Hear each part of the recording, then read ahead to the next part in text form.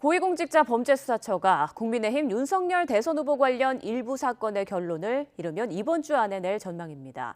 상대적으로 파급력이 덜한 사건을 먼저 매듭짓되 고발 사주 의혹과 같은 핵심 사건들은 수사를 계속해서 선거에 미칠 영향을 최소화하려는 것으로 풀이됩니다. 우철희 기자입니다. 고위공직자 범죄수사처가 윤석열 국민의힘 대선 후보를 피의자로 입건해 수사하고 있는 사건은 모두 4건입니다.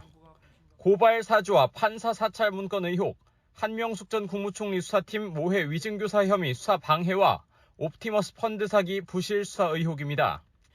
공수처는 한명숙 전 총리와 옵티머스 관련 사건을 지난해 6월 먼저 입건해 반년 넘게 수사를 이어왔는데 뚜렷한 성과는 없었습니다.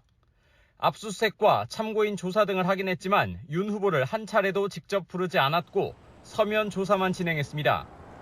윤 후보를 소환해야 할 만큼의 혐의점을 찾아내지 못했다는 것으로도 해석할 수 있는 대목입니다.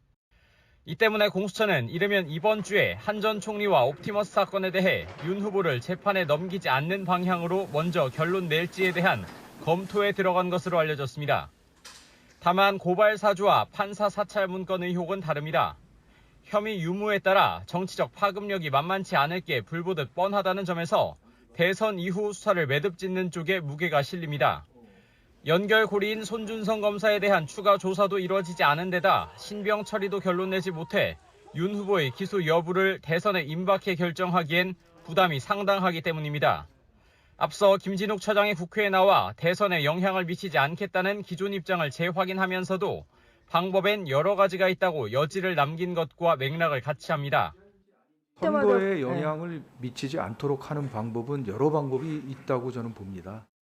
결국 먼저 마무리 지을 건 짓고 핵심 사건은 아예 대선 뒤로 판단을 미뤄 신중한 결론과 대선에 미칠 영향 최소화라는 두 마리 토끼를 모두 잡겠다는 포석으로 해석됩니다. YTN 우철입니다.